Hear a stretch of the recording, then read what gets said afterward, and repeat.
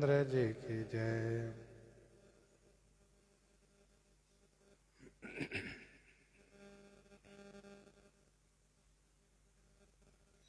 गोस्वामी जी महाराज पूर्व प्रसंग में वर्णन किए। कोहबर घर से जब श्री राम जी चारों भाई जनवासे के लिए चलते हैं तो उस समय में नगर में आकाश में महान आनंद उत्सव होने लगता है। जो जहां है वहीं से सब लोग यह आशीर्वाद देने लगते हैं कि सुंदर चारों जोड़ी चिरंजीवी हो। इधर योगी श्रेष्ठ, सिद्धगण और मुनि श्रेष्ठ तथा देवगण श्री राम जी को देख करके नगाड़े बजाते हैं, फूल बरसाते हैं और जय जयकार करते हुए सभी लोग अपने अपने लोक की ओर प्रस्थान करते हैं।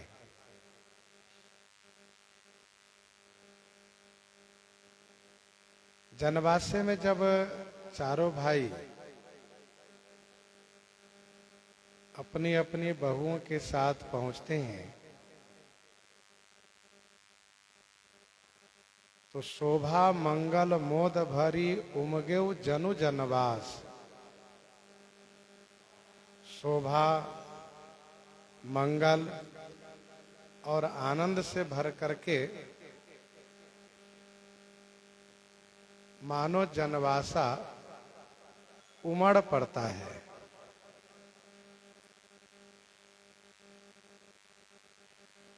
अर्थात श्री राम जी चारों भाइयों के आने से जनवासे में उपस्थित सब लोग उठ करके खड़े हो जाते हैं। सबका मन बहुत ही आह्लादित है, प्रमुदित है, प्रसन्न है।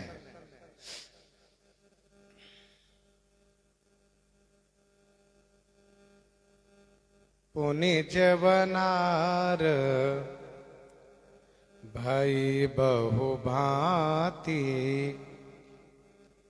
पठये जनक बोलाई बराती।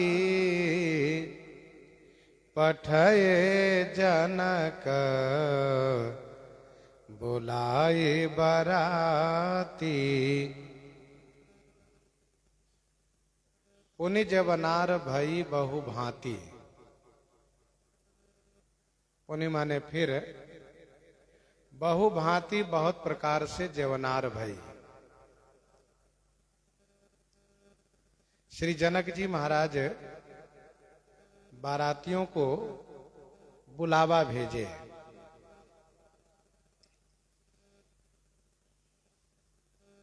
जवनार अर्थात जेवने की वस्तु, खाने की वस्तुएं।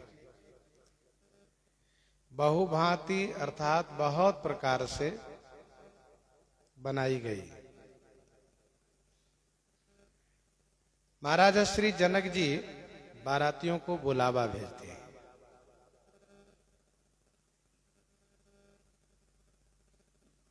कल हम लोग चर्चा कर रहे थे कि रसोई बिल्कुल प्रातः काल से बनने लगी है।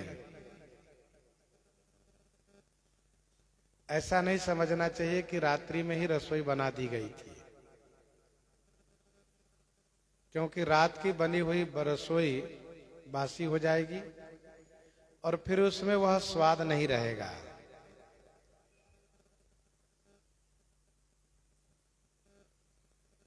कुछ लोग ऐसा कहते हैं कि रात्रि में रसोई बनी थी और उसका उपयोग नहीं हुआ, तो फिर पुनि जेवनार भई बहुबात। पुनि माने फिर बहुत प्रकार से रसोई बनी।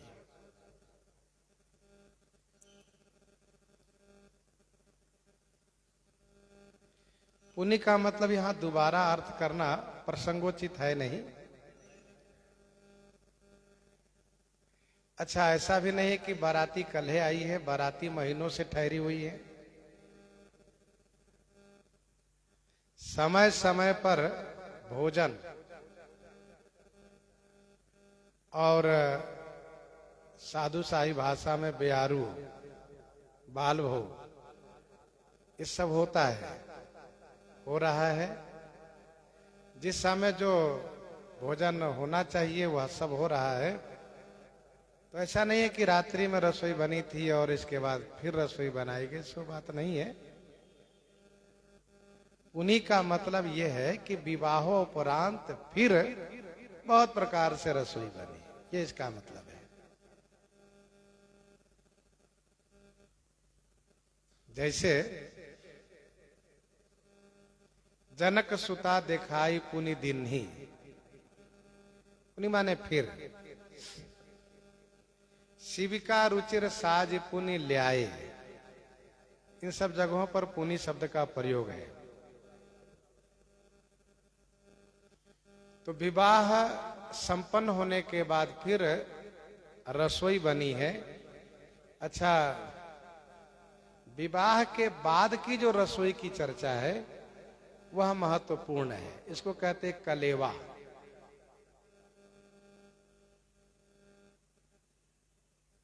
मिथिला तरफ आज भी विवाहोपरांत कलेवा उत्सव होता है।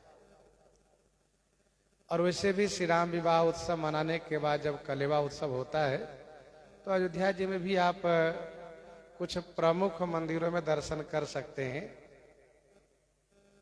बड़े धूमधाम से कलेवा उत्सव होता है। गायन बाजन के साथ और तमाम प्रकार के उसमें उत्सव मनाए जाते हैं। दुल्हा श्री राम जी को बहुत मनाते हैं, तब कहीं भोजन खिली हुए मानते हैं। तो ये सब उत्सव आज भी अयोध्या मिथिला में मनाए जाते हैं।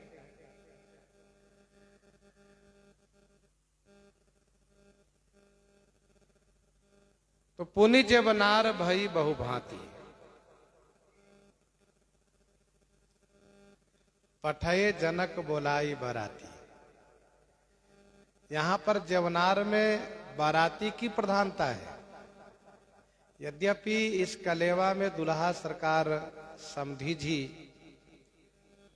भी अपना कुछ मांग करते हैं और फिर इसके बाद दुल्हा सरकार मानते हैं, उनकी मांग पूरी की जाती है, तब वे भोजन करते हैं, फिर बारातीगण भोजन पाते हैं। लेकिन यहाँ पर गोस्वामी जी केवल बाराती की बात कह रहे हैं, क्योंकि दुल्हा को दुल्हन मिली है, दुल्हा को दुल्हन मिली है, समधी जी को दहेज, बाराती को तो भोजन ही मिलना है। और फिर विवाह के बाद वाला भोजन के प्रति बारातियों का विशेष ध्यान रहता है। अब आजकल का विवाह शहरों में तो इस प्रकार से होने लगा है कि जो लोग भी बाराती घराती आए गए मेहमान विवाह के पहले भोजन आदि करके सब प्रस्थान कर जाते, इसके बाद कुछ लोग रहते हैं और फिर विवाह होता है। सो बातें नहीं है। तो पठये जनक बोलाई बाराती, बाराती को बुलावा भेजा गया है।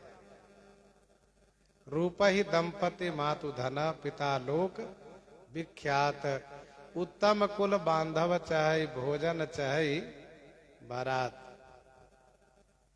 और बाराती के लोग यही चर्चा करते हैं कि भैया अमुक के विवाह में हम गए थे, ऐसा भोजन पवाया कि वह फिर जीवन में कभी इस प्रकार से भोजन नहीं मिला।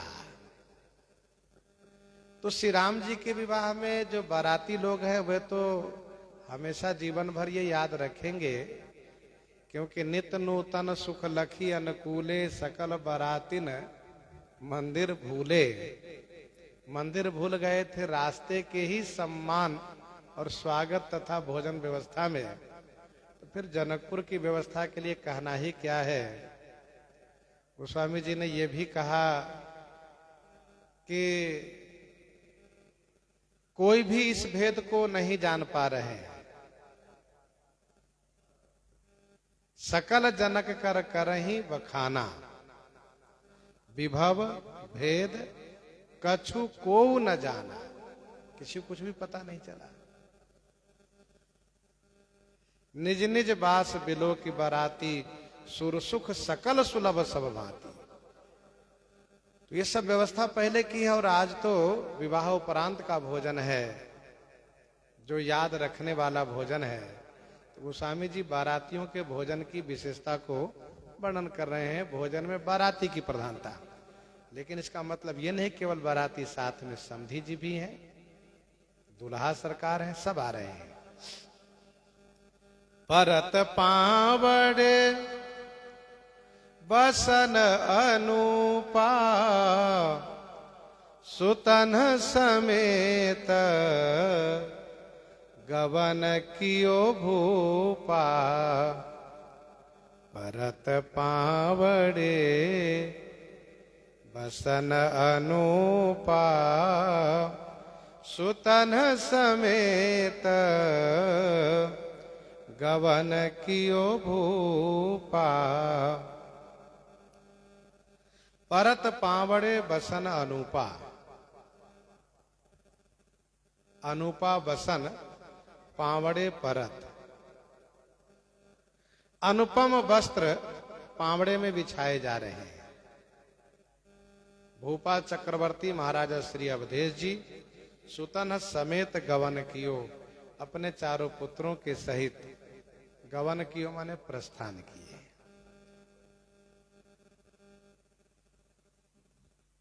परत पावड़े बसन अनुपा। विवाह काल में बाराती लोग सवारी पर बैठ करके द्वार तक आए। तब सवारी पर आने में शोभा थी। द्वार पर दुल्हा का परिछन हुआ, फिर वहीं पर समधी मिलन हुआ, और फिर सबको, पहले दुल्हा फिर बाद में समधी बाराती सबको मंडप पर लेकर गए। लेकिन भोजन के लिए जनवासे से सब पैदल चल रहे हैं। इसलिए वहीं से परत पावड़े बसन अनुपा, अनुपम बहुमूल्य कपड़े पावड़ी में बिछाए जा रहे हैं। पावड़े यानी पांव के नीचे बिछाए जा रहे हैं। बसन विचित्र पावड़े परहि, बसन विचित्र पावड़े परहि, देख धनद धन मद परिहरहि। अच्छा, ऐसा नहीं कि पहले से बिछा के छोड़ दिए हो, सो नहीं, आगे आगे बिछाए जा रहे हैं। और बिछाए जा रहे हैं तो इसका मतलब ये भी नहीं कि पीछे से उठा के फिर आगे बिछा दे रहे हैं, सो भी नहीं। जो बिछा दिए वो बिछा दिए, आगे बिछाते जा रहे हैं। जो उपयोग में एक बार आ गया वहीं पड़ा रहेगा। अब लोग आजकल की बात सोचते हैं कि भाई इतना बहुमूल्य कपड़े छोड़ दिए, तो उनको ये भी सोचना चाहिए कि बारातियों को भोजन करने के लिए श्री मिथिलेश जी महाराज पत्तल बनवाए हैं। भाई पत्तल के भोजन का भी एक अपना अलग आनंद है। थाली का आनंद है अपनी जगह, लेकिन पत्तल के भोजन का भी एक अपना आनंद है। तो यद्यपि मणि से, सोने से थाली बनाई जाती है, परात बनाया जाता है, लेकिन श्री जनक जी महाराज ने ये कहा कि कि भैया बारातियों को पत्तल में ही भोजन पाने का आनंद होता है, इसलिए पत्तल काहे का बनेगा, तो कहा मणि के पत्तल और सोने का कील लगवाओ। तो क्या आप ये कह सकते हैं कि पत्तल धो के फिर रख लिया गया? ऐसा नहीं। पत्तल का मतलब आज भी कुछ लोग बहुत वीआईपी कहिए, बहुत स्पेशल पत्तल मंगाते हैं। कहीं कहीं हमने देखा है विशेष उत्सव में पता चलता है उस पत्तल, कटोरी, उसका गिलास सब इस तरह से, तो एक ही प्रति 50 रुपया का एक मिलता है, जिसमें पत्तल 2-3 कटोरी है, गिलास है, बहुत बढ़िया रहता है, लेकिन नाम तो उसका पत्तल ही है। इसका मतलब ये नहीं कि 50 रुपया 100 रुपया का एक पीस है उसको धो के उठा के रख लो, सो नहीं, उसको पाने के बाद फेंक दिया जाता है, बहा दिया जाता है। तो जरा सोचिए कि जहां मणि के पत्तल बनाए गए सोने के कील दे करके, तो वहां पर फिर कपड़े जो पावड़ी में बिछाए जा रहे उसको कैसे उठाया जाएगा? उठाने वाली बात कुछ है ही नहीं। और फिर यहाँ कोई कवि नहीं है? बसन विचित्र पावड़े पड़े ही, बिछा दिए फिर पड़ा है। तो अभी आप सुन रहे थे कि पहले से बिछा के नहीं छोड़ दिए, क्यों? पहले से बिछा के छोड़ देंगे तो साधु शाही भाषा में कहा जाता है कि फिर अमनिया नहीं रह जाता। अब बिछा के छोड़ देते तो कोई न कोई चल देता उस पर।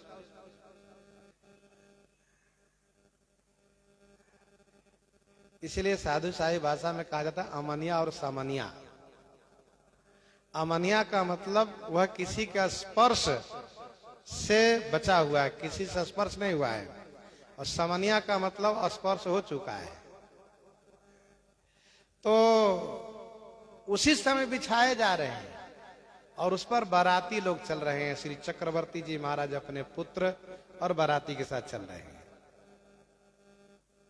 तो परत पावड़े बसन अनुपा, अनुपम वस्त्र है, बहुमूल्य। श्री चक्रवर्ती जी महाराज अपने पुत्रों के साथ प्रस्थान किए हैं और जब पहुंचते हैं तो सादर सबके पाए पखारे, जथा जोग पीढ़न बैठारे। सादर सबके पाए पखारे। सादर आदर पूर्वक सभी के चरण प्रक्षालन किए गए और जथा जोग पीढ़न बैठारे। जथा जोग सभी को पीढ़िया पर बैठाए गए, पीढ़न बैठारे।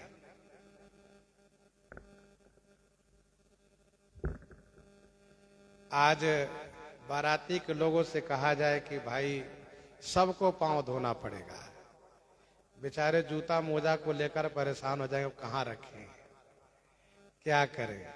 उसको भोजन का स्वाद कुछ पता ही नहीं चलेगा। यदि ऐसी स्थिति आ जाएगी तो उसका ध्यान मन जूता ही मोजा में लगा रहेगा, क्योंकि बढ़िया से बढ़िया जूता खरीद करके मोजा पहन के लोग जाते हैं। और आजकल की जो व्यवस्था आजकल की है, जो आजकल का सिस्टम है, वो सब आप सब जान ही रहे हैं। तो वैसे भोजन का नियम यह है कि हाथ पांव धोकर ही भोजन पाना चाहिए। कहिए कि जनवासे से पावड़ी बिछाई गई है, कहीं ऐसी जगह तो पांव पड़ा नहीं है, तो पांव शुद्ध है, ठीक है। लोग कहते हैं हम गाड़ी से आए हैं, गाड़ी से उतरे हैं, तो उसमें पांव धोने की क्या बात है? तो सो बात नहीं है। आप गाड़ी से आइए, हवाई जहाज से आइए, उससे क्या होता है। लेकिन एक भोजन का नियम है कि हाथ पांव धोना ही चाहिए। वैसे 2 वर्ष पूर्व जो महामारी का प्रकोप था, तो इस 2 वर्ष के अंतर्गत सबको ये बात समझ में आ गई कि हाँ, हाथ पांव धोना ही चाहिए। जो लोग ये सब बहुत बेकार समझते थे, ये तो फजूल की बात है, रुमाल में हाथ पोंछ लो हो गया, तो उन लोगों को भी बात समझ में आई कि नहीं, हाथ धोना, पांव धोना कितना महत्व का है, कितना अच्छा है। धोने लगे, धीरे धीरे करके भूलेंगे, फिर भगवान कोई न कोई झटका देंगे तो फिर सजग लोग होंगे। तो भोजन का नियम यह है कि भाई हाथ पांव धोइए, पहले शुद्ध होकर के फिर बैठकर भोजन पाइए। भोजन पाने में जितनी पवित्रता होगी उतना ही उसका प्रभाव मन पर पड़ेगा। हम वैष्णव जगत में जब हम भोजन पाते हैं तो भगवान का प्रसाद, देखिए हम लोग के यहाँ प्रसाद फिरता है तो नियम तो यह है कि भगवान के नाम का संकीर्तन हो, चौपाइयों का श्लोक का स्मरण हो, फिर जयकार हो, फिर बीच में गर्जना हो, इधर उधर की बातें न हो, इधर उधर की बातें न हो, और सीधी बात यह है कि मोबाइल टीवी आदि का प्रयोग न हो। तो भोजन का मतलब बिल्कुल प्रसन्न मन से भगवत प्रसाद हम ग्रहण कर रहे हैं, तो हम जब इस भाव से पाएंगे तो हमारा मन पवित्र रहेगा। ये होना चाहिए। इसीलिए पवित्रता, क्योंकि जैसा खाओगे अन्न वैसा होगा मन, जैसी पियोगे पानी वैसी होगी वाणी। तो सादर सबके पांव पखारे, जथा जोग पीढ़न बैठारे। सादर का मतलब कैसे है? सोने की चौकी में बैठाकर, मणि के परात में पांव रखकर और सोने की झारी से जल गिराते हुए फिर उनका पांव प्रक्षालन करके धो करके और बढ़िया कोमल गमछा से, साफी से, तौलिया से पांव पोंछ कर फिर उनको भोजन के लिए पीढ़न पर बैठाया गया। सादर सबके पांव पखारे, ये होता आदर पद प्रक्षालन। चौकी पर बैठाइए, उनका चरण थाल में रखिए। तो सोने की चौकी है, मणि के परात है, सोने की झारी में जल है, एक जल दे रहे हैं, एक पांव धो रहे हैं। और पांव धोने के बाद ऐसे नहीं छोड़ देना चाहिए, हो गया धो गया तो भीगता हुआ पांव जाएगा, फिर बैठेंगे कैसे? भोजन में भी एक बैठने की विधि है, तो फिर बैठेंगे कैसे? इसलिए बढ़िया पांव पोंछ करके तब भोजन पर बैठाया गया है। वैसे जब भी पांव धोना हो धोवें तो पांव पोंछना चाहिए, ये भी नियम है, गीला पांव नहीं रहना चाहिए।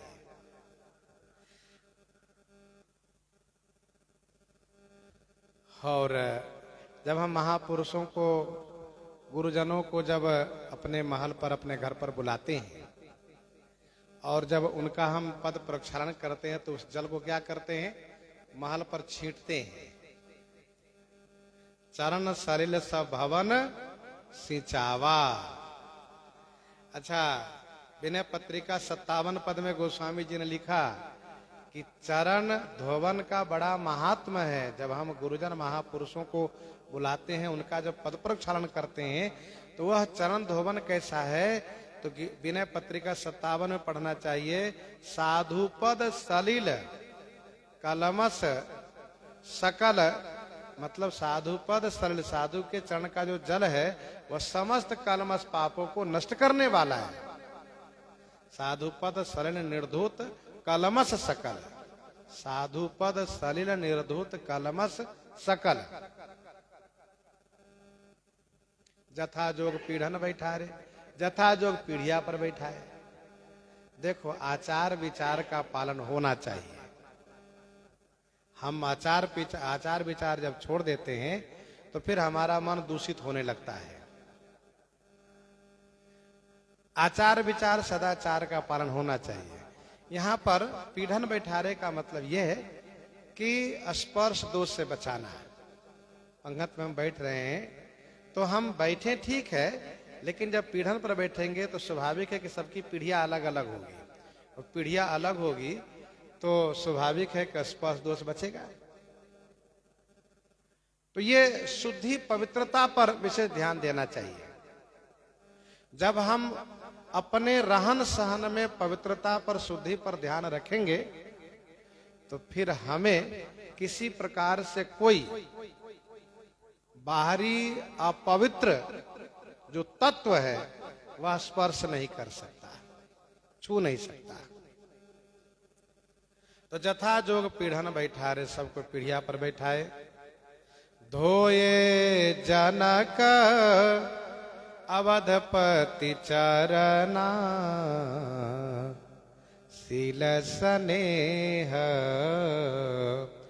जाए नहीं बरना। धोए जनक अवधपति चरना। शील स्नेह जाए नहीं बरना। आहा, श्री जनक जी महाराज अवधपति चरना धोए, श्री अवधेश जी महाराज के चरण प्रक्षालन किए। बाराती लोग और लोग पद प्रक्षालन करने में लगे हैं, लेकिन समधी जी का चरण प्रक्षालन समधी जी स्वयं कर रहे हैं। श्री चक्रवर्ती जी का चरण प्रक्षालन श्री मिथिलेश जी महाराज स्वयं कर रहे हैं, बड़े भाव से। गोस्वामी जी कहते हैं शील स्नेह जाई नहीं बरना। श्री जनक जी का शील स्नेह वर्णन नहीं किया जाता है। शील स्नेह जाई नहीं बरना।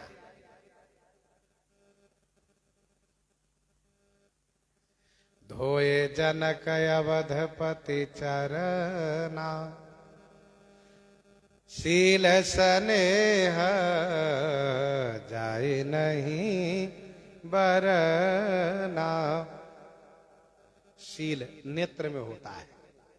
शील का स्थान क्या है? नेत्र। स्नेह का स्थान हृदय है, मन है। जब नेत्र में शील हो तो स्वाभाविक है कि हृदय में स्नेह भरा रहेगा। समस्त सद्गुणों का राजा है शील। जिसके नेत्र में शील निवास कर जाता है, उसके हृदय में सद्गुण निवास कर जाते हैं। कहते हैं ना, तुम्हारे नेत्र में पानी नहीं है। क्या मतलब? मतलब यही है कि निःशील हो, शील नहीं तुम्हारे नेत्र में। शीलवान का नेत्र सजल होता है, करुणापूर्ण होता है। हमारे श्री रघुनाथ जी आहा शील के निधि हैं, तो सरकार के नेत्र हमेशा करुणापूर्ण रहता है। शील सने गुरु नृप भरत सभा अवलोकी। श्री राम जी के बारे में गोस्वामी जी कहते हैं गुरु नृप भरत सभा अवलोकी। असकुचि राम फिरी अवनि बिलोकी। तो कहा शील सराही सभा सब सोची। अरे वाह, धन्य है श्री राम, इतने बड़े शीलवान। शील सराही सभा सब सोची। अकहु न राम सम स्वामी संकोची। ये शील है।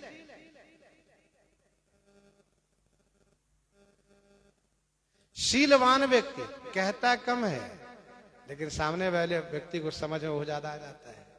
देखो नेत्र से देखकर ही बहुत कुछ कह दिया। तो शील स्नेह जाई नहीं वरना।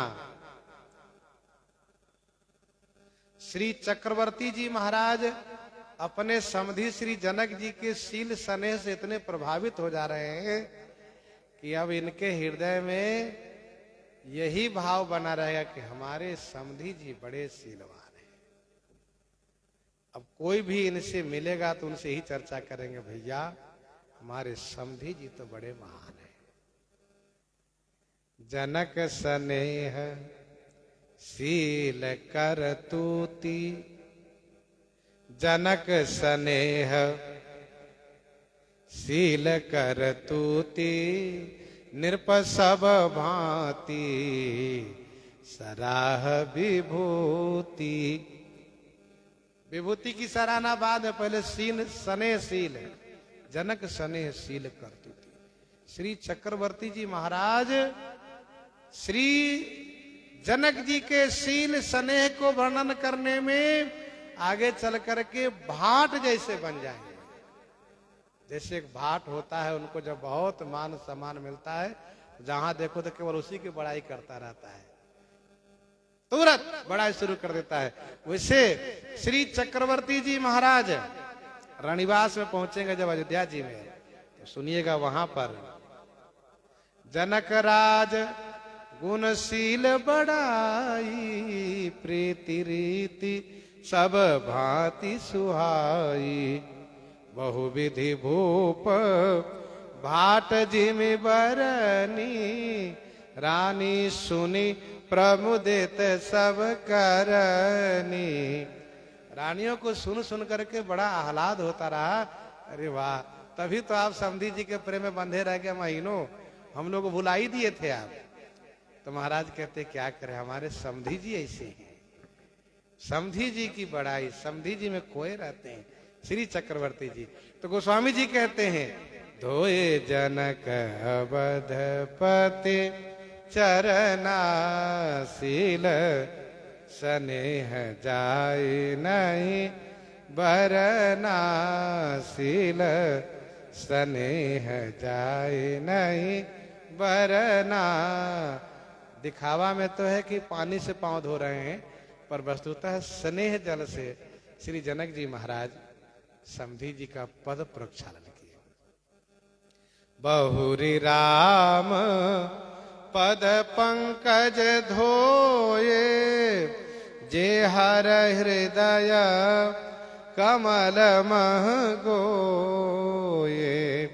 बहुरी राम पद पंकज धोए। बहुरी माने फिर, राम पद पंकज धोए।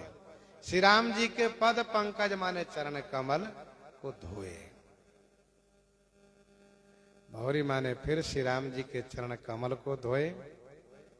जे हर हृदय कमल मह गोये। जे हर हृदय कमल मह गोये। जो चरण हर भगवान शिव के हृदय रूपी कमल में गोये माने छुपे हुए रहते हैं। बहुरी राम पद पंकज धोए, जे हर हृदय कमल मह गोये। श्री राम जी का चरण भी कमल और श्री शंकर जी का हृदय भी कमल। एक कमल में दूसरे कमल को छिपा देने से स्वाभाविक रूप से छुप जाता है। अब वो दूसरा वाला कमल जो कमल में छुपा है उसको वही प्राप्त कर सकता है जो पहला वाला कमल जो उस कमल को छुपा रखा है देगा, देना चाहेगा तभी मिलेगा, नहीं तो नहीं मिलेगा। तो भगवान शिव अपने हृदय रूपी कमल में श्री राम जी के चरण कमल को छुपाए रखते हैं। जिनको श्री राम जी का चरण कमल चाहिए उन्हें भगवान शिव से प्रार्थना करनी चाहिए। भगवान शिव से कहना चाहिए, बोले बाबा हमको कमल चाहिए। कौन कमल हो? तो जो आपके कमल में कमल गोया है, छुपाए हैं आप। तो बहुरी राम पद पंकज धोए, जे हर हृदय कमल मह गोए। किसी रंग में किसी रंग को छुपाना आसान होता है, कमल में कमल को छुपाना आसान होता है।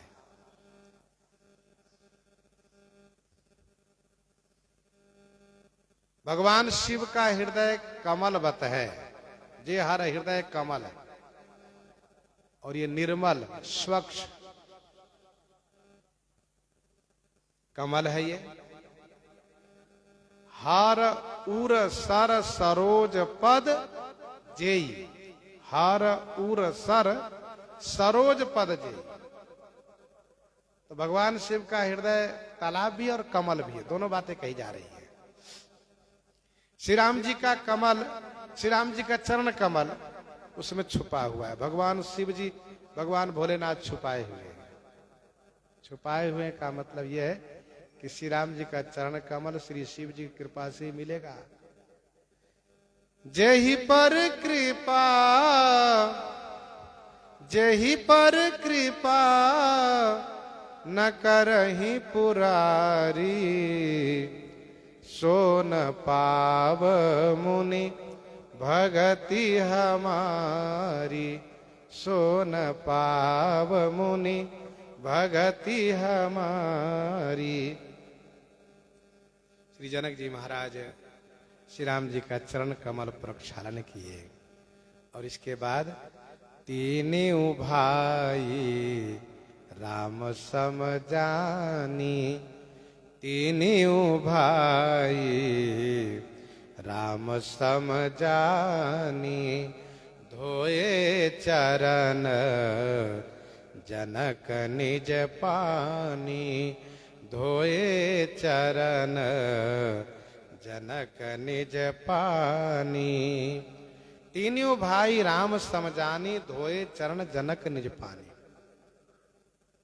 श्री भरत, लक्ष्मण, शत्रुघ्न तीनों भाई राम समझानी, तीनों भाई को श्री राम जी के समान जान करके श्री जनक जी महाराज निज पानी माने अपने हाथ से चरण धोए।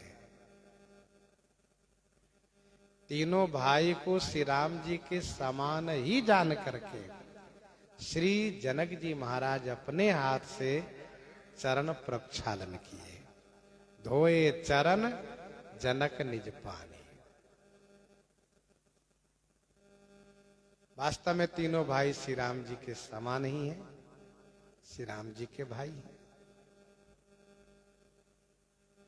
आधे पायस से श्री राम जी हैं और आधे पायस में तीनों भाई हैं।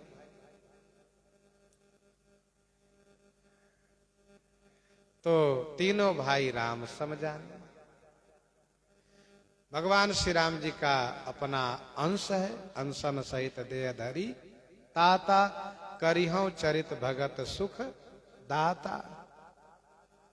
श्री जनक जी महाराज तीनों भाई का पद प्रक्षालन किए।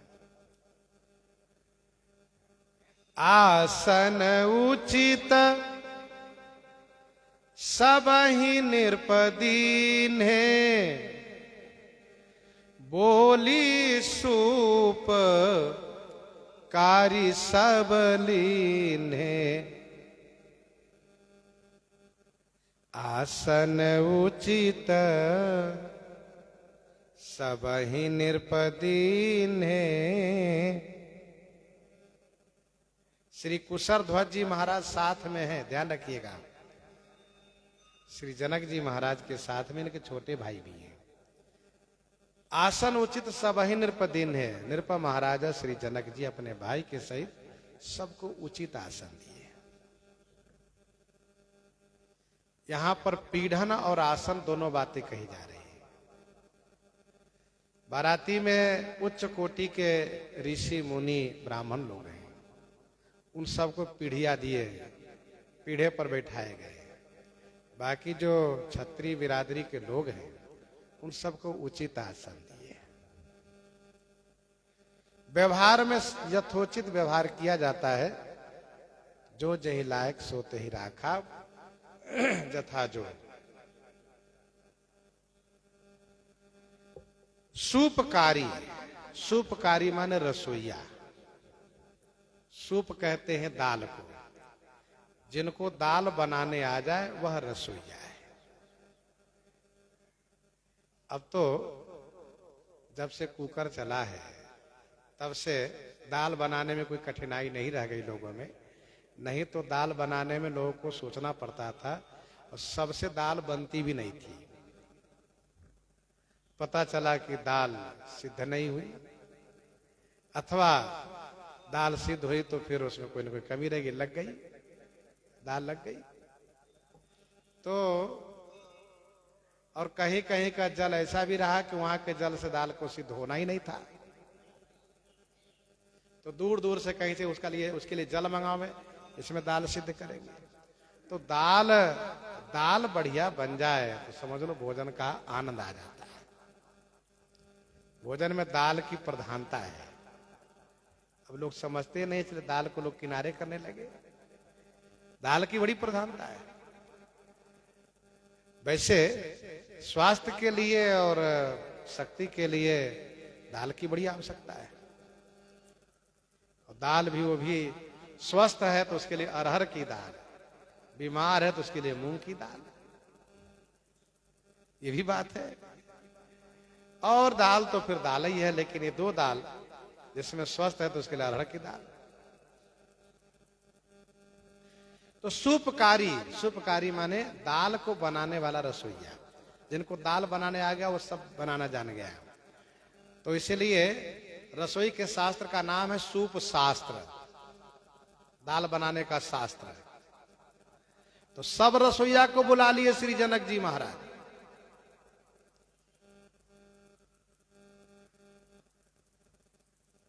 सब रसोईया, जिससे कि सबको शीघ्रता के साथ परोस दिए जाएंगे।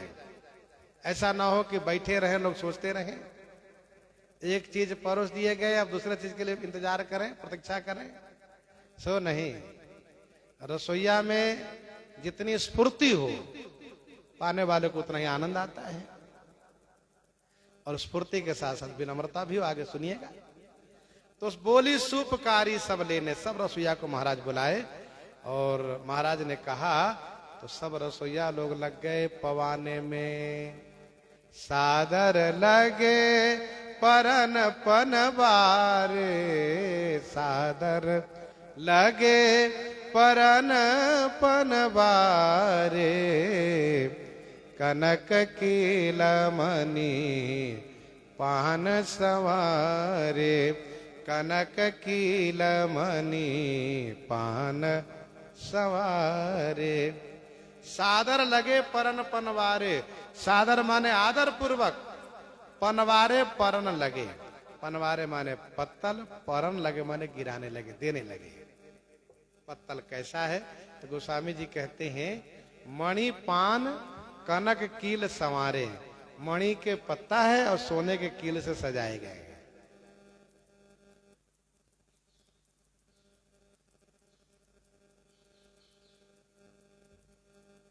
तो कनक कील मणि पान संवारे,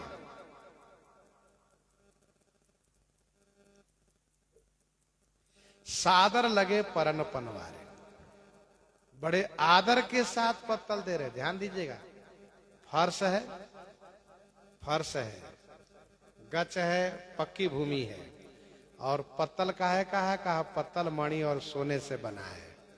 थोड़ा भी ऊपर से गिराएंगे तो झम से आवाज होगी। तो पाने वाले में कुछ लोग शांत प्रकृति के होते हैं तो उनके दिमाग पर तुरंत झम से लगेगा। इसीलिए पत्तल देने वाले भी बड़े आदर के साथ झुक करके बड़े प्रेम से, हाँ आवाज ना हो। तो सादर लगे परन पनवारे, बड़े आदर के साथ पत्तल देने लगे, गिलास देने लगे, दोना देने लगे। सुपोदन सुरभि सरपी, सुंदर स्वाद पुनीत, छनमह सबके परोस गे, चतुर सुवार विनीत, चतुर सुवार विनीत। चतुर विनीत सुवार, चतुर और विनीत माने विनम्र, सुवार माने रसोईया।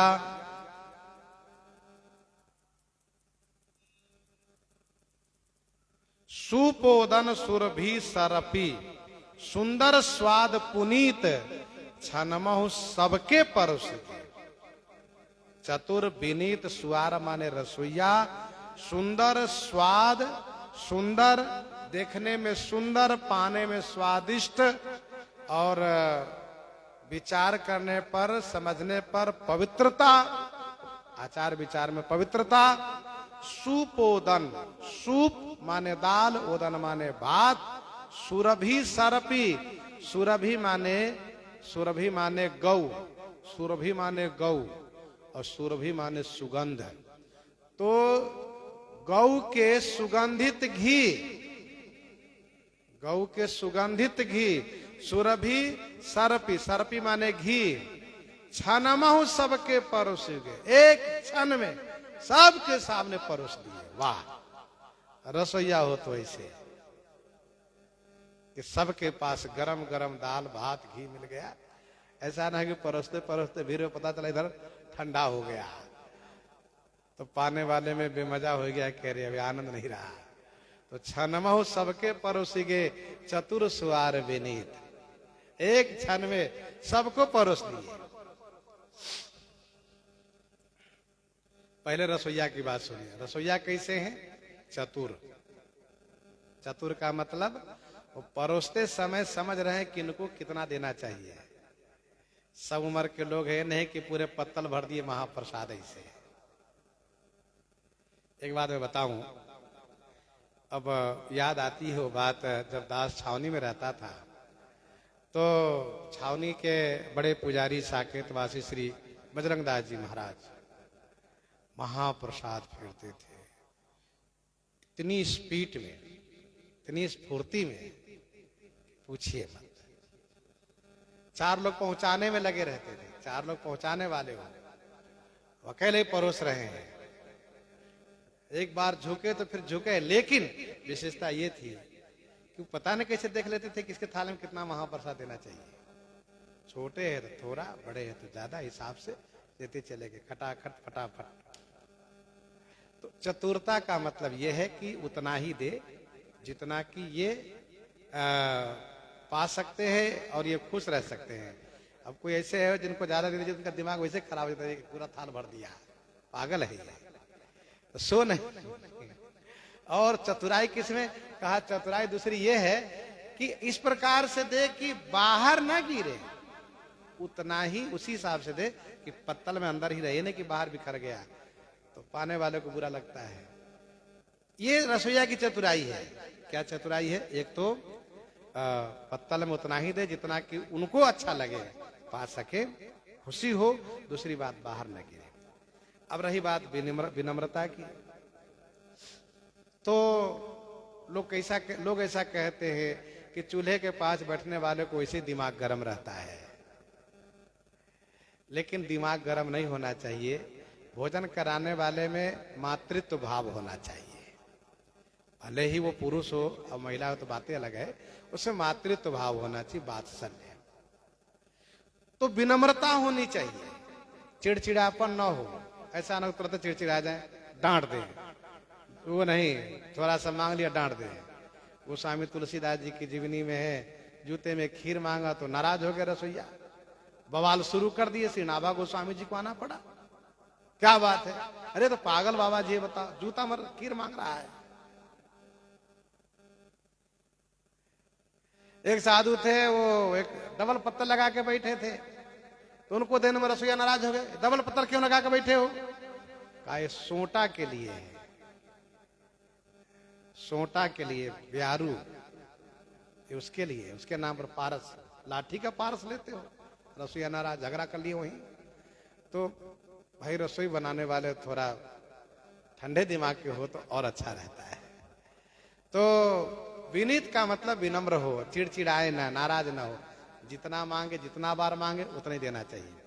और ऐसा नहीं इकट्ठे के बार पत्तल व थाली भर नहीं देना चाहिए, थोड़ा ही थोड़ा देना चाहिए। ये भी बात है, तो पाने वाले को प्रसन्नता होती है। विनम्रता, तो विनम्रता का मतलब शब्दों में कोई कर्कशता न हो। और दूसरी बात है कि विनम्र, परोसने में विनम्र हो, झुक करके दे, नहीं खड़े खड़े पटक दे ऊपर से थाली में, सो नहीं। तो ये है विनम्रता। तो अब हम लोग तो बड़े बड़े भंडारे सब देखते रहते हैं, बहुत भंडारे देखते आ रहे हैं। जब से साधु में हम लोग पैदा हुए तब से तो ये सब देख ही रहे हैं। छावनी से बड़े बड़े भंडारे और बड़े बड़े आश्रम में सब भंडारे देखते आए।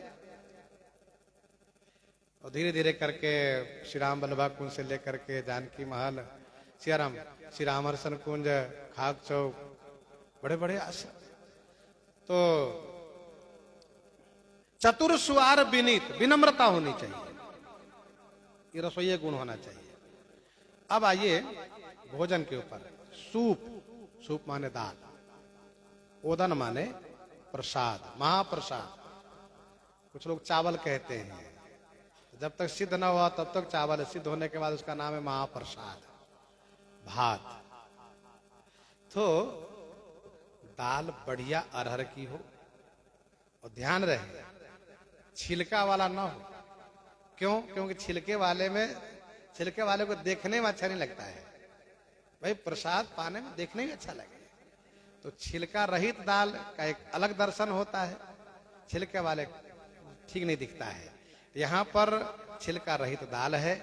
और ऐसा ना हो कि दाल ऐसी न बनावे कि पता चला कि दाल खोजने से न मिले, सो ना हो। गाढ़ी दाल हो तो उसका आनंद अलग है, दाल गाढ़ी हो। अब कुछ लोग हैं जिनको पतली दाल पसंद है, किसी को गाढ़ी दाल पसंद है, वो अपनी जगह है। लेकिन दाल ऐसी भी ना हो कि पता चला कि दाल में हाथ डालो खोजो दालें न मिले, कल पानी पानी हो, सो नहीं होना चाहिए। तो ये अरहर की दाल हो। और रही बात ओदन भात, बढ़िया सुगंधित चावल, जिसको बासमती चावल कहते हैं। आजकल जैसे चावल के आकार तो बड़े होते हैं, लेकिन उसमें वो स्वाद नहीं रहता, सो नहीं। तो बढ़िया महाप्रसाद हो, बने महाप्रसाद चावल, तो मोहल्ले के लोगों को पता चल जाए कि हाँ महाप्रसाद बन रहा है। अब धीरे धीरे करके उसका वो बातें नहीं रह गई, तब बात अलग थी। तो सुपोदन, हाँ महाप्रसाद में ध्यान रखना चाहिए पवित्रता की दृष्टि से। यदि धान को उबाल करके फिर चावल बनाया गया तो अशुद्ध माना जाता है। भुजिया चावल नहीं होना चाहिए। साधु महात्मा ब्राह्मण आचार विचार वाले भुजिया चावल नहीं पाते हैं। उनका कहना है कि वो अरवा चावल हो, उबला धान के न हो, अरवा हो। तो ये चावल महाप्रसाद। अब सुरभि सरपी, सुरभि का अर्थ गौ हुआ और सुरभि का दूसरा अर्थ सुगंधित। तो गौ के सुगंधित घी। अब घी में पवित्रता क्या है? का घी में पवित्रता यह है कि गौ 21 दिन के ब्याई हुई हो, 21 दिन तक का दूध अशुद्ध माना जाता है। तो 21 दिन के बाद के दूध से जो घी निकाला गया हो। दूसरी बात, जब गौ गर्भित हो जाती है, जब गर्भावस्था को प्राप्त हो जाती है, तब भी उसका दूध अपवित्र माना जाता है। 21 दिन तक अशुद्ध है गौ, और फिर जब वह गर्भित हो जाती है तब भी उसका दूध अशुद्ध माना जाता है। दूसरी बात, जिस गौ का बच्चा न हो, बच्चा मर गया हो, तो वो भी दूध अपवित्र माना जाता है। तो इन सब बातों पर ख्याल रखा जाता है। तो सुपोदन सुरभि सरपी, सुंदर स्वाद पुनीत।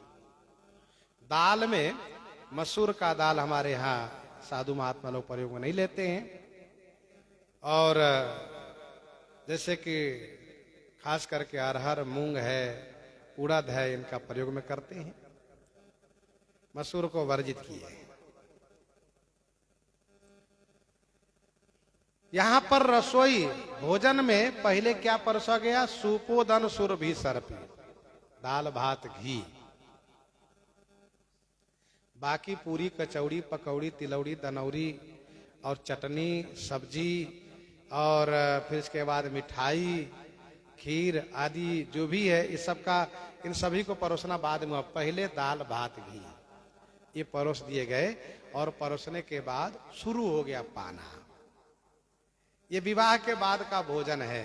कहते हैं ना, विवाह के बाद यदि कच्ची भोजन, अब कच्ची भोजन पाने से संबंध पक्का माना जाता है।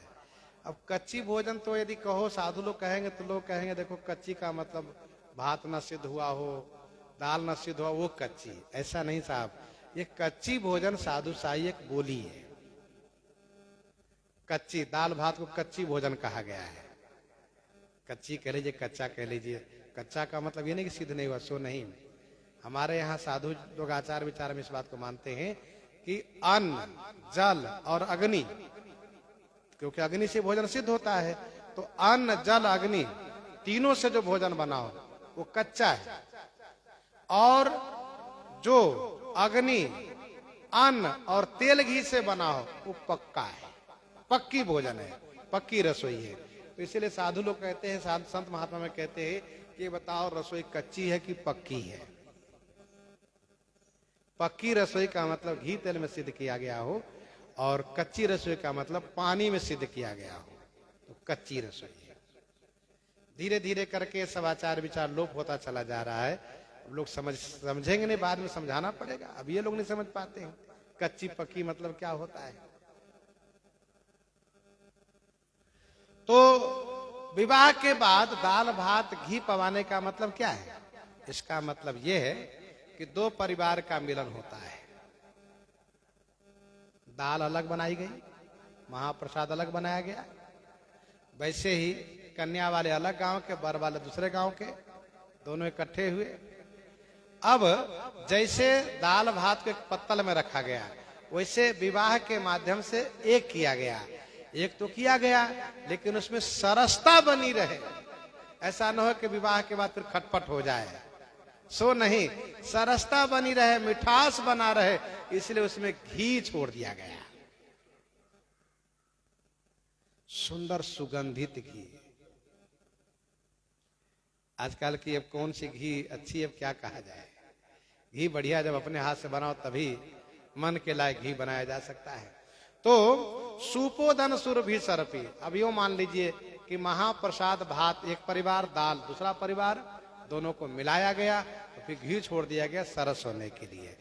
तो ये सुपोदन सुरभि सरपी, ये पाया गया। परिवार एक हो गए। भात खा लिए तो एक हो गए। देखो, केवल दाल भात ही एक ऐसा है कि दोनों मिलाकर पाया जाता है। बाकी भोजन में जो भी वस्तुएं हैं, पूड़ी है पहले तोड़ेंगे, कचौड़ी है तो भी तोड़ेंगे, मिठाई है तब भी तोड़ेंगे। जो भी चीज आप खाइए तो उसको तोड़ करके खाएंगे। इसीलिए महापुरुषों ने, पूर्वाचार्यों ने ये निर्धारित किया है कि जहां संबंध प्रगाढ़ और सरस बनाए रखना हो, वहां दाल भात में घी छोड़ के पाव पवाओ। भोजन में पहले ये रोटी, कचौड़ी, पराठा और मालपुआ मत दो, जैसे तोड़ करके शुरू कर दिए, पहले तोड़ दिए, खाने के पहले तोड़ दिए, तो समझ लो कि कहीं पहले न टूट जाए संबंध। तो संबंध बना रहे, इसलिए सुपोदन सुरभि सरपी, सुंदर स्वाद पुनीत, छनम सबके परुषिगे, चतुर सुवार विनीत, पंच कवल करी जेवन लागे, गारी गान सुनी अति अनुरागे। पंच कवल करी जेवन लागे। पंच कवल, पंच कवल यह एक प्रकार से गृहस्थ आश्रम के पंच यज्ञ में से एक यज्ञ है। इसको भूत यज्ञ कहते हैं। भोजन करने के पूर्व 5 ग्रास भोजन निकाल देना चाहिए, जैसे कुत्ता आदि के लिए, कुत्ता, चांडाल, पक्षी आदि के लिए निकाल देना चाहिए। इसको भूत यज्ञ कहते हैं।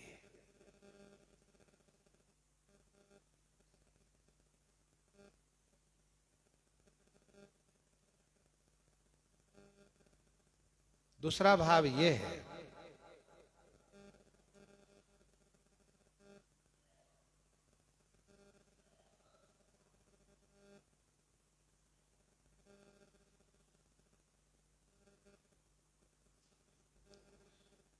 दूसरा भाव ये है कि पंच प्राण है, प्राण, अपान, व्यान, उदान, समान। तो प्राणाय स्वाहा, अपानाय स्वाहा, व्यानाय समा स्वाहा, उदानाय स्वाहा, सामानाय स्वाहा, ये कहते हुए जैसे प्राणाय स्वाहा कहकर एक ग्रास लिया, अपानाय स्वाहा करके दूसरा ग्रास लिया, व्यानाय स्वाहा कहकर के तीसरा ग्रास लिया, उदानाय स्वाहा कहकर के चौथा ग्रास लिया, और सामानाय स्वाहा करके 5वां ग्रास लिया। प्राण, अपान, व्यान, उदान, समान। तो ये 5 ग्रास लेकर के फिर आचमन करना चाहिए, फिर भोजन करना चाहिए। इसको भी पंचकवल कहते हैं। इसको भी पंचकवल ही कहते हैं। प्राण, अपान, व्यान, उदान, सामान के नाम पर इन 5 को उच्चारण करते हुए, साथ में स्वाहा जोड़ते हुए, एक एक ग्रास ले करके खा करके फिर आचमन करके तब भोजन करें, ये कहा गया है। और पहला आपने सुना कि 5 ग्रास भोजन निकाल देना चाहिए कुत्ता, पक्षी, चांडाल आदि के लिए। पंच कवल करि जेवन लागे।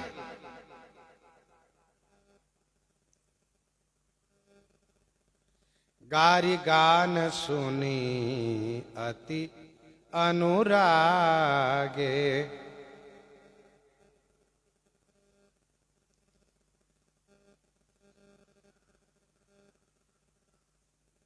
गारी गान सुनी अति अनुरागे।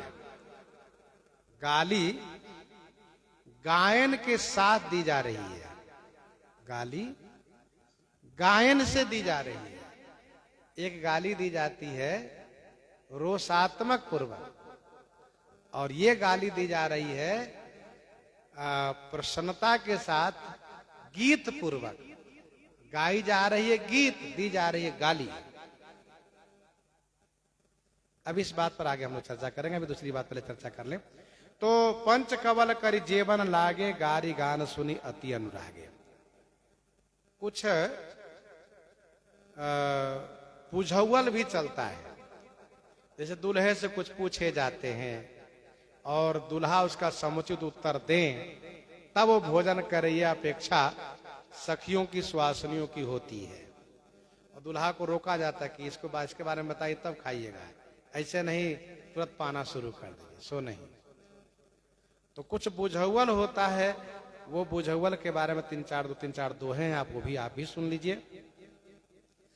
30 चरण मही चलत नहीं, 30 चरण मही चलत नहीं, श्रवण नयन 36, सो तुमरो रक्षा करई, नौ मुख देहि आशीष, नौ मुख देहि आशीष।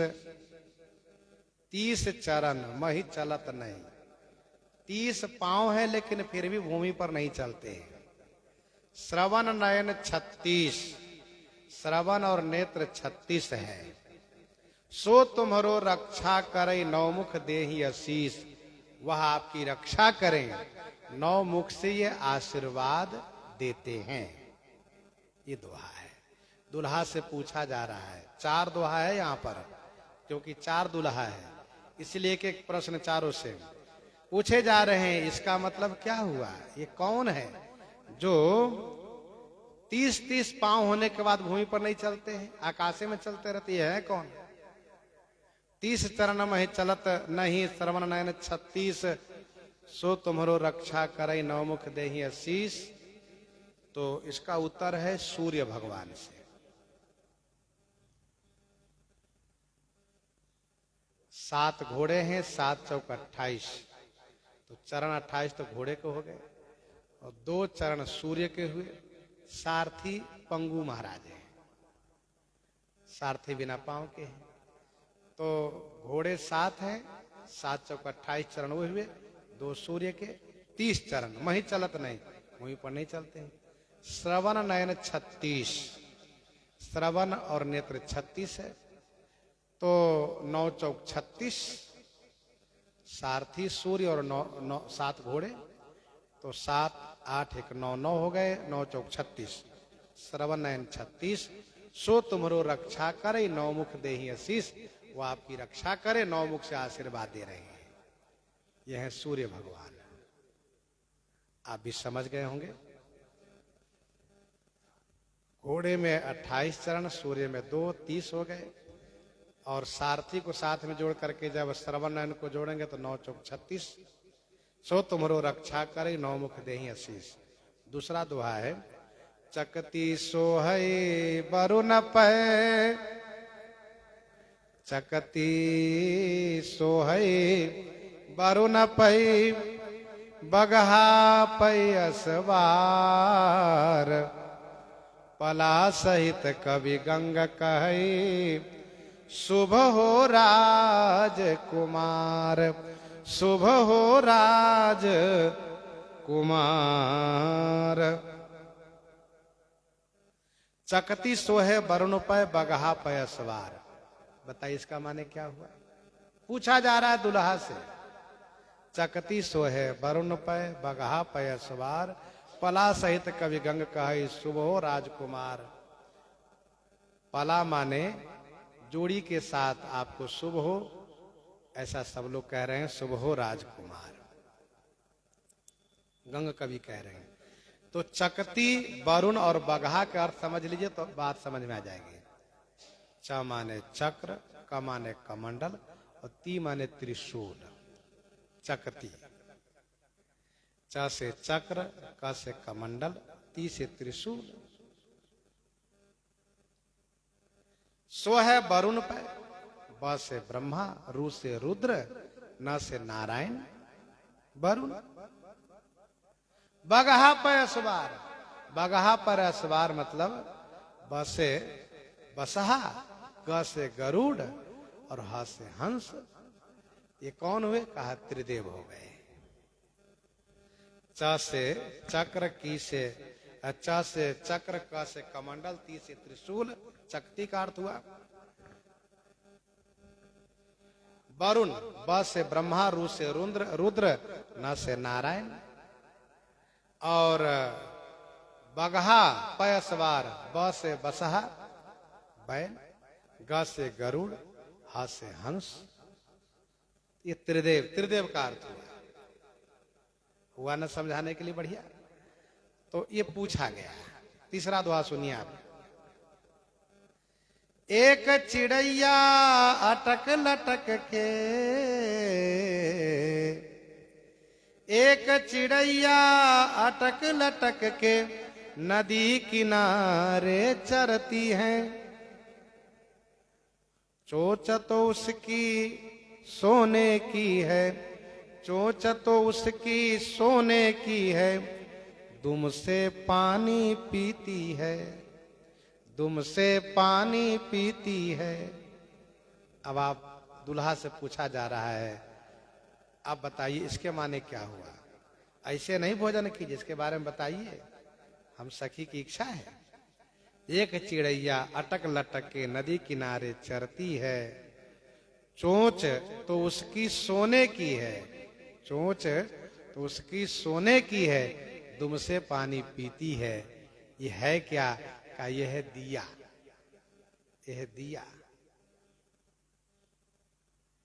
दीपक का जो लब होता है देखिएगा, वो हिलता डोलता रहता है। एक चिड़ैया अटक लटक के नदी किनारे चरती है, और चोंच तो उसकी सोने की है, अब सुनहले रंग का लब है, और दुम से पानी पीती है।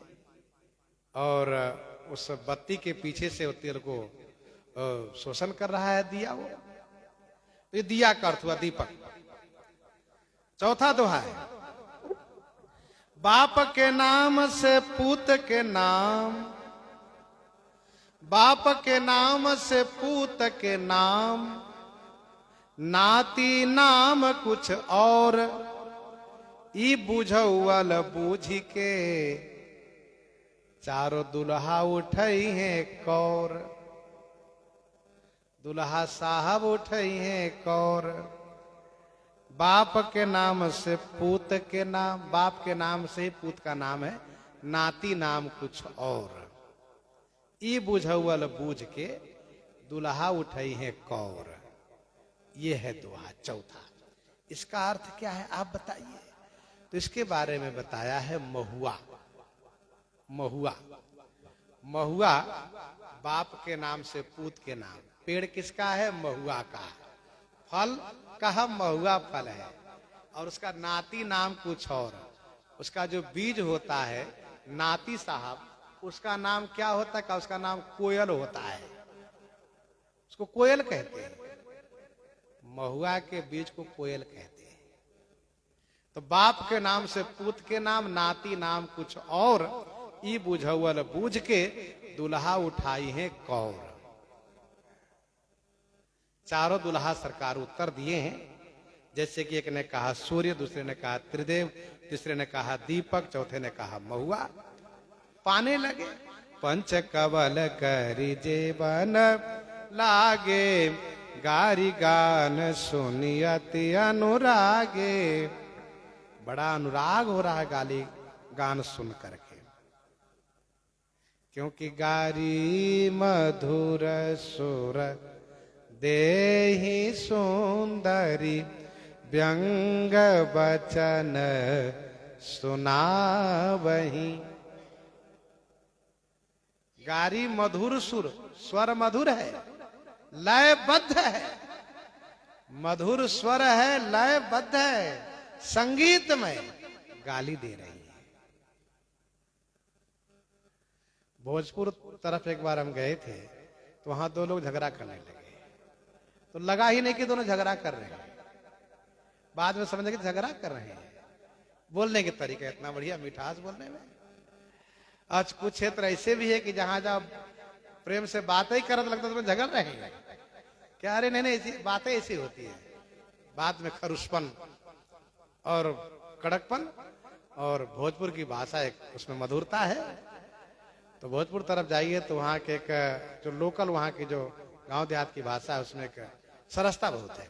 लेकिन यहाँ तो गाली विवाह में देने की सब जगह की प्रथा है, सब जगह के रीति रिवाज है।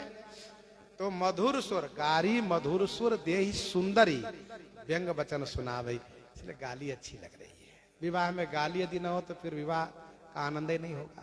गाली सुनने के लिए लोग जाते हैं वहां पर विवाह में। अब सुनिए, लोग पा भी रहे हैं, गाली गायन भी हो रहा है। अब कुछ व्यंजन की चर्चा हो जाए। भांति अनेक परे पकवाने, भांति अनेक परे पकवाने, सुधा सरिस नहीं जाई बखाने।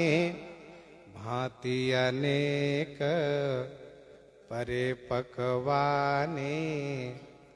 संत महात्मा महापुरुष लोग बहुत पद बनाए इस पर। अनेक भांति के पकवान, 56 व्यंजन होते हैं, नाम के 56। और अन्नकूट आदमी देखिए तो सैकड़ों से ऊपर, जितना बन जाए बनाने वाले के भाव पर निर्भर करता है। तो गोस्वामी जी कहते हैं भांति अनेक परे पकवाने। अब अनेक भांति के पकवाने दिए जा रहे हैं। पहले दाल भात घी पा लिए, सरस हृदय हो गया, आनंद आ गया। अब थोड़ा पकवान का भी स्वाद ले रहे हैं। पकवान ये बढ़िया मीठा बना हुआ है पकवान, मालपुआ है, खीर है, लड्डू है, गुलाब जामुन है, जिलेबी है, बूंदी है। ये सब मीठे में जो प्रमुख हैं ये सब बनाए गए हैं। भांति अनेक परे पकवान। एक संत जी कह रहे थे कि जो कच्ची पाने वाले थे वो तो क्षत्रिय लोग थे। कच्ची पाए भाई, कच्चा भोजन, दाल भात घी कच्चा, उसको कच्चा कहते हैं। अभी आप थोड़ी देर पहले सुन लिए, कच्चा का मतलब ये नहीं समझिएगा कि सिद्ध ना हुआ हो। तो कच्ची भोजन क्षत्रिय लोग पाए, बाकी ब्राह्मण लोग और भी जो बड़े लोग हैं वो सब पक्की भोजन पा रहे हैं, पक्का। तो भांति अनेक परे पकवान उनके सामने परोसे गए। बढ़िया खीर, पूरी, मालपुआ, लड्डू, गुलाब जामुन, और इसके बाद विभिन्न प्रकार की और भी मिठाइयां हैं, पेड़ा है, रसमलाई है, छेना है, ये सब जो भी आप नाम जाने सब परोसे जा रहे हैं। भांति अनेक परे पकवान। तो क्या कच्ची भोजन पाने वाले केवल दालें भात घी पाए? नहीं नहीं, उनको भी दिए गए, ये उनको भी सब दिए जा रहे हैं। ऐसा नहीं कि फलहारी अलग कर दिएगा, हरी अलग कर दिएगा, सो नहीं। बढ़िया। भांति अनेक परे पकवान, सुधा सरिस नहीं जाई बखाने। सुधा सरिस माने अमृत के समान है, उसका बखान नहीं किया जा सकता। भोजन देखने में सुंदर होना चाहिए, पाने में भी स्वादिष्ट होना चाहिए। कभी कभी ऐसा होता है, देखने में तो बड़ा सुंदर लगता है, 2 ग्रास बाद अरे देखा अच्छा नहीं लग रहा, हटाओ इसको, तो हटा दिए जाते हैं, उसको हटा दिए जाते हैं। लेकिन देखने में भी सुंदर हो और पाने में स्वादिष्ट हो। भोजन ऐसा होना चाहिए, देखने से मन खुश हो जाए, वाह, और पावे तो कहे और पा लो, थोड़ा और पा लो। पवाने वाले भी के थोड़ा और लीजिए, हाँ ठीक है। अरे भोजन के बाद आराम ही तो करना है। भोजन के बाद विश्राम होना भी चाहिए, करीब भोजन विश्राम। गांव देहात में लोग कहते हैं खा के पसरी मार के ससरी, मतलब भोजन करके थोड़ा पसर लो और ये मारपीट हो तो मार के ससरी भाग लो वहां से, इसी कहता है। तो भांति अनेक परे पकवाने, सुधा सरिस नहीं जाई बखाने। अमृत के समान सुस्वादिष्ट है। परुसन लगे सुवार सुजाना, व्यंजन विविध नाम को जाना, परुसन लगे सुआर सुजाना। सुजाना सुआर परुसन लगे। सुजान जो सुआर माने रसोईया है, वो परोस रहे हैं। देखो, पवाने वाले का भाव हो ना तो पाने वाले को भूख बढ़ जाती है। पवाने वाले का भाव बढ़िया ना हो तो पाने वाले की भूख घट जाती है। ये भी बात है। सुजान सुआर रसोईया परोसने लगे थोड़ा सा, जरा इसका भी स्वाद लेकर देखिए। अरे नहीं नहीं, पेट भर गया साहब, थोड़ा इसका स्वाद तो दीजिए। अच्छा अच्छा लाइए, आप इतना प्रेम से दे रहे हैं तो ठीक है। तो परोसन लगे सुआर सुजाना, व्यंजन विविध नाम को जाना। और विविध व्यंजन है, एक दो हो, 10 20 50 100 हो तो कहा भी जाए। कहा व्यंजन विविध, विविध माने अनेक व्यंजन है, अनेक प्रकार के व्यंजन है। नाम को जाना, कौन जान सकता है नाम? कितने व्यंजन है। गोस्वामी जी कहते हैं भोजन के कुछ प्रकार शास्त्र में कहे गए, मैं वो बता दे रहा हूं। बाकी कितने व्यंजन हैं ये हम नहीं कह सकते। एक एक से अनेक प्रकार के व्यंजन बनाए गए हैं। आलू से अनेक प्रकार के, भिंडी के अनेक प्रकार के, परवल के अनेक प्रकार के, फिर इसके बाद और भी जो सब्जियां हैं अलग अलग, वो सबके अलग अलग व्यंजन।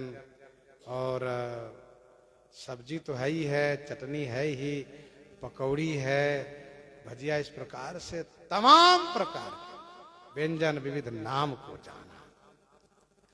चारि भांति भोजन विधि गाई, एक एक विधि बरनी न जाई, एक एक विधि बरनी न जाई।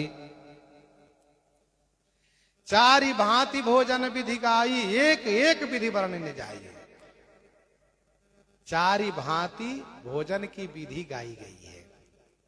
भोजन 4 प्रकार के होते हैं। यहां पर एक एक विधि वर्णन न जाई, एक एक विधि जिसका वर्णन नहीं किया जा सकता है। भोजन में कुछ वस्तुएं ऐसी होती है कि उनका नाम लीजिए, जिह्वा तुरंत सरस हो जाएगी, जिह्वा पर पानी आ जाएगा, अरे वाह। और कुछ भोजन इसको छूइए कि तुरंत मुंह में पता चल जाएगा। तो भोजन के अलग अलग प्रकार है। नेत्र से देखिए, हाथ से छूइए, आनंद आ जाता है। चारि भांति भोजन विधि गाई, एक एक विधि वर्णन न जाई। चारि भांति ये क्या है? गर्भोपनिषद में लिखा है चर्व्य, चोष्य, लेह और पेय। ये गर्भोपनिषद में लिखा है, चर्व्य, चोष्य, लेह और पेय। इसी को कहा गया है भक्ष्य, भोज्य, लेभश्च, चोष्य, ये भी कहा गया है।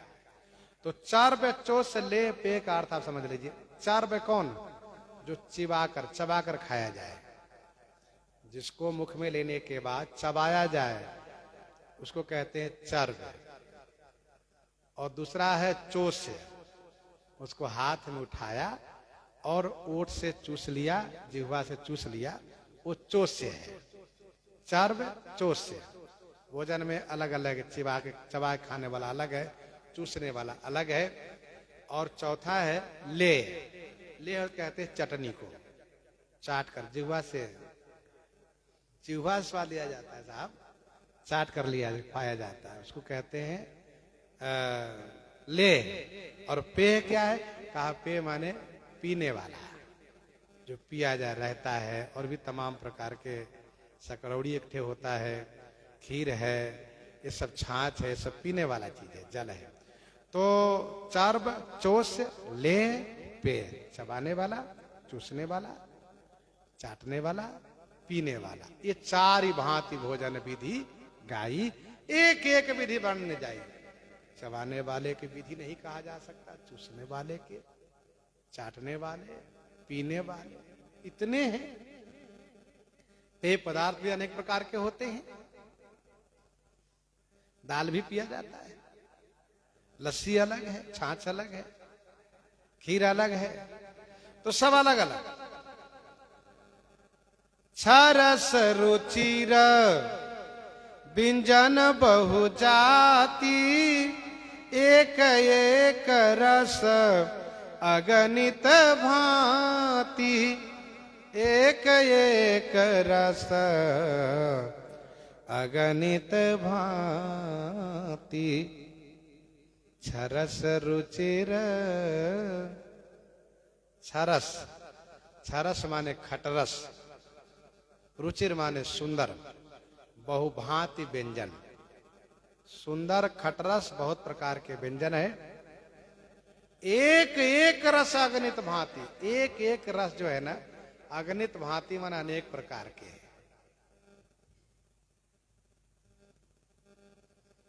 छरस रुचिर व्यंजन बहु जाति, एक एक रस अगणित भांति।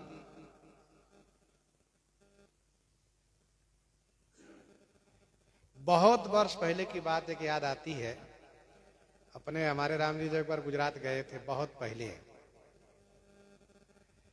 अब 90 के आसपास की बात है।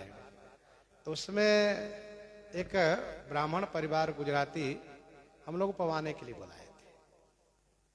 थाली दिए, कम से कम 20 कटोरी रख दिए। समझ में नहीं आ रहा था कि 20 कटोरी में क्या रखेंगे। सब में रखते चले गए अलग अलग। तो पवाने वाले का भाव हो, अलग अलग पात्र में अलग अलग। अन्नकूट में तो हम लोग दर्शन करते ही हैं, लेकिन कहीं कहीं ऐसे प्रेमी जिनको है कि पवाना अनेक प्रकार के व्यंजन, तो वो व्यंजन की संख्या यहाँ पर गोस्वामी जी कहते एक एक रस अगणित भांति, एक एक रस अगणित भांति। महाराज थोड़ा थोड़ा स्वाद सबका लीजिए, और सबका स्वाद सबको दिया जा रहा है, सब ले रहे। ऐसा नहीं कि एक लोग ये कह के बस थोड़ा दाल भात खा लिया हो गया, अब नहीं, सो नहीं। कोई बीमार नहीं है, किसी के पेट खराब नहीं है, सब स्वस्थ हैं, सब मजबूत हैं, पाने में सब शौकीन हैं। और फिर बाराती में आए हो, बाराती में आए हो और पाने में कंजूसी, काहे को बाराती में आए? फिर तो ये नहीं होना चाहिए। तो बहुत सुंदर, एक एक रस अगणित भांति। छरस रुचिर, छरस माने खटरस। ये खटरस है क्या? तो कटु, अम्ल, तिक्त, लवण, कषाय और मधुर। कटु, कटु कहते हैं कड़ुआ जो लगे, कटु। तो कड़ुआ लगे वो क्या है? कहा कड़ुआ लगे जैसे तीखी मिर्ची, थोड़ा सा जिहा सटाया कि बस, अरे इतनी तीखी मिर्ची, ये मिर्ची है इतनी तीखी, तो कटु, कड़ुआ लगे। अम्ल, अम्ल का मतलब ये है कि आंवला, आंवले से बना हुआ, कटु अम्ल। तिक्त, तिक्त जिसको तीता कहते हैं। वैसे आजकल की भाषा में कटु और तीता एक ही बात समझ लिए लोग, लेकिन कटु अलग है, तिक्त अलग है। कटु कड़ुआ में मिर्ची है और तिक्त में नीम है। मीठी नीम नहीं साहब, कड़वी नीम। तो नीम की पत्ती कड़वी, तिक्त है। तो कटु में मिर्ची, तिक्त में नीम, आंवल में जैसे कि आंवला है, खट्टापन हो, कच्चा आंवला पाके देखिए फिर बताइएगा, तो वो खट्टा हो। कटु, अम्ल, तिक्त, लवण, लवण का मतलब इसमें नमक की प्रधानता हो, नमकीन। तो वो नमकीन है, नमक प्रधान है, जैसे नमक की प्रधानता है। कटु, अम्ल, तिक्त, लवण। कसाय, कसाय जैसे कसैला, जैसे बहेरा वगैरह है। कसैला जिसको खाने के बाद जिह्वा में ऐंठन होती है, तो कसाय कहते हैं। तो कसाय, सबसे अंतिम में क्या? मधुर, आई मीठा। तो कटु, अम्ल, तिक्त, लवण, कसाय, मधुर। मधुर माने मीठा। और मधुरम समापये, भोजन में सबसे बाद में मीठा लेना चाहिए, तो खुश हो जाता है मन। ऐसा ना हो कि भोजन में बाद में मिर्ची खा के उठो परेशान होते रहो, सो नहीं। और कसाय खा के उठो उठो तो फिर जीवा में ऐठन होती रहे, सो नहीं। इसीलिए कटु अम्ल तिक्त लवण कसाय मधुर, मधुरम समापय, मीठे खा करके समापन करना चाहिए भोजन।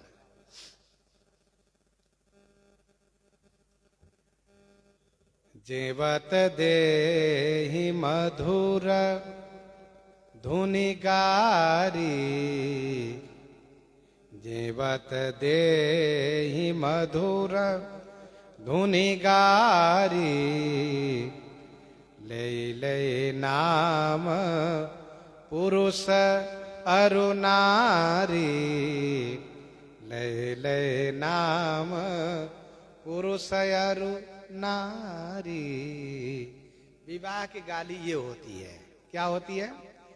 कहा गाली देने वाली अपने ओर के पुरुष को और दुल्हा के ओर की महिलाओं को जोड़ करके गाली देती है, ये गाली है विवाह की। अपने ओर के पुरुष को लगाएगी और उधर से महिला को जोड़ देगी। दुल्हा की माँ, दुल्हा की बहन, दुल्हा के अमुक अमुक सबको जोड़ करके गरियाती है। जेवत देहि मधुर धुनि गारी। अच्छा, गाली मधुर आवाज में, स्वर लयबद्ध होकर के गाली दे रही है। अच्छा, गाली देने में गाली देने वाली चाहती है कि हम गाली देते रहें, इनका भोजन पूरा हो जाए, और बाराती वाले सोचते हैं कि हम खाते रहें, ये गाली देने में थक जाए, बंद कर दें।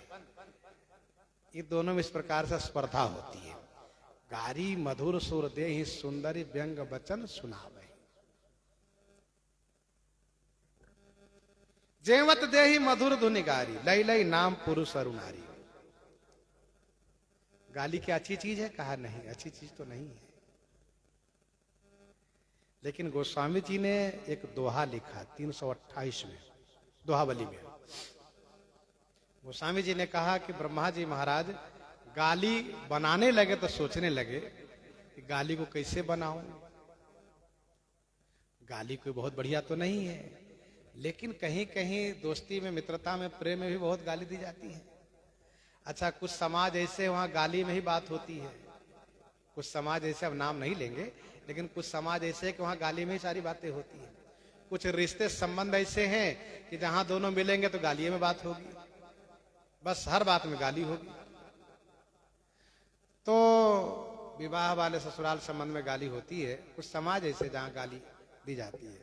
तो गाली बनाने में ब्रह्मा जी सोचने लगे क्या, कैसे गाली बनावे। तो ब्रह्मा जी को समझ में आया गाली में अच्छा भी मिलाना है, बुरा भी मिलाना है। तो उन्होंने क्या किया, अमीय गारी गारे उगरल, अमीय गारी, अमृत को निचोरा, गारे उगरल, गरल माने जहर को निचोड़ लिया, अमृत को भी निचोड़ लिया, जहर को भी निचोड़ लिया, दोनों को एक जगह मिला दिया। ब्रह्मा जी को लगा कि हाँ, ये गाली बढ़िया बनेगी। अमीय गारी गारे उगरल, गारी की न करतार, प्रेम बैर के जननी जुग, जान ही बुधन गंवार। प्रेम और बैर दोनों की जननी गाली है, ध्यान दीजिएगा। कहीं गाली से प्रेम बढ़ता है, गाली के बिना प्रेम बढ़ेगा नहीं। यारी है, गाली नहीं हुई तो फिर प्रेम बढ़ेगा नहीं। तो प्रेम बैर की जननी जुग, और विरोध के भी, बैर विरोध के भी माता गाली ही है। अमृत वाला भाग जो गाली का है उससे प्रेम बढ़ता है, और जहर वाला भाग जो गाली का है उससे विरोध बढ़ता है। प्रेम में, अब देखिए, विवाह हुआ, संबंध हुआ, प्रेम बढ़ा, तो यहां गालिये से शुरू हुआ। तो प्रेम बैर की जननी जुगा, जान ही बुधन गंवार। इस बात को बुद्धिमान जानते हैं, गंवार नहीं जानते। इसलिए सब जगह गाली निंदनीय नहीं है, ध्यान रखिएगा। कहीं कहीं गाली बहुत अच्छी है, वो गाली होनी ही चाहिए। समय सुहावनी गारी विराजा, समय सुहावनी गारी विराजा, हसत राव सुनी सहित समाजा, हसत राव सुनी सहित समाजा। समय गारी सुहावनी विराजा, समय के अनुसार गाली सुहावनी लग रही है, विराजा माने सुशोभित हो रही है। राजा श्री चक्रवर्ती महाराज अवधेश जी अपने समाज के सहित सुन करके हंस रहे हैं, खूब खुश हो रहे हैं। जितनी गाली दे रही है उतने खुश हो रहे हैं। हाँ, यही तो एक अवसर होता है। समधी जी को गाली देते जाइए, समधी जी खुश होते जाते, बहुत बढ़िया है। गाली यदि देने में पीछे हट गया तो समधी जी को मन खुश नहीं होगा। समय सुहावनी गारी विराजा, हसत राव सुनि सहित समाजा। एक कवि ने कहा, फीकी पै नीकी लगई, फीकी पै नीकी लगई, कहिए समय बिचारी, फीकी पै नीकी लगई, कहिए समय बिचारी, सबके मन हर्षित करई, जो विवाह की गाली। और दूसरा दोहा उन्होंने कहा, नीकी पै फीकी लगई, नीकी पै फीकी लगई, बिनु अवसर की बात। भले नीकी हो तो क्या हुआ, नीकी पै फीकी लगई, बिनु अवसर की बात। जैसे वर्णन युद्ध में रस श्रृंगार न सुहात, रस श्रृंगार न सुहात। जैसे वर्णन युद्ध में रस श्रृंगार न सुहात। तो यह है समय के अनुसार, समय समय से सबकी शोभा है। समय सुहावने गारी विराजा। मिथिला जी के पुरुषों को जोड़ करके अयोध्या जी के महिलाओं से जोड़ करके गाली दे रही है। एक संत जी ने कहा, गाली देने वाली भ्रमित हो गई। कैसे? तो गाली देने वाली श्री राम जी की ओर देखने लगी, और श्री राम जी को देखने लगी तो श्री राम जी को देखने के बाद वो भ्रमित हो गई, भूल गई किसको नाम कैसे लेना है। कैसे?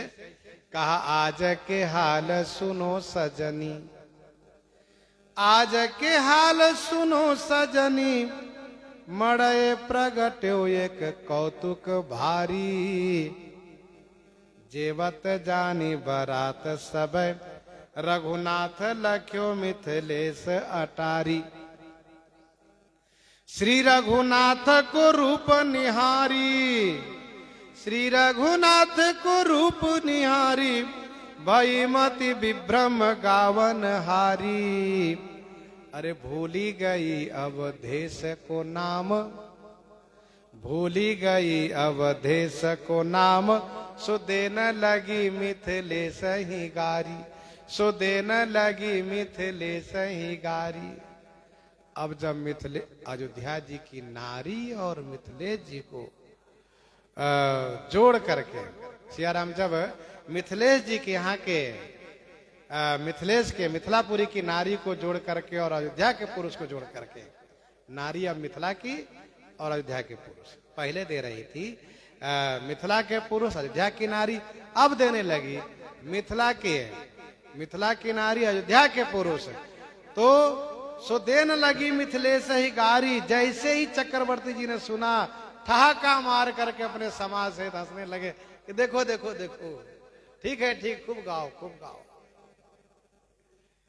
समय सुहावने गारी विराजा, हसत राव सुनी सहित समाजा। गाली में सारी बातें कही है कि पिताजी गोरे हैं, बेटा सांवले कैसे हुए, और फिर इस प्रकार की तमाम सारी बातें उसमें रसिक लोग और भावुक लोग गाते हैं। तो बहुत सुंदर समाज है।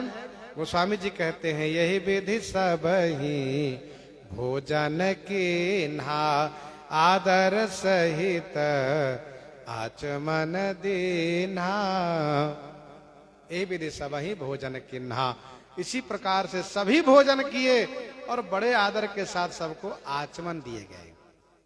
भोजन करा करके फिर एक एक के पास एक एक सब लोटा में जल लेकर खड़े हुए, सबको हाथ धुलाए, आचमन कराए और गमछा तौलिया देकर के हाथ मुंह पोंछवाए। और इसके बाद देई पान पूजे जनक दशरथ सहित समाज, जनवास ही गवने मुदित सकल भूप सिरताज, सकल भूप सिरताज। देई पान पूजे जनक दशरथ सहित समाज।